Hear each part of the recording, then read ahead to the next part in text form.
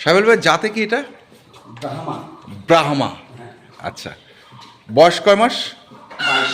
22 মাস, মানে তার মানে এখনো দাঁত হয় নাই? এখনো দাঁতে নেই ভাই। এখনো দাঁত হয় নাই, কিন্তু আপনাকে তো দেখাই যাচ্ছে না। হ্যাঁ? এরপর মানে মাংস প্রতিরোধ ক্ষমতা প্রচুর ভাই। মানে মাংস ধরার ক্ষমতা প্রচুর, রোগবালাই কম। রোগবালাই কম। এই গরুর রোগবালাই অনেক কম।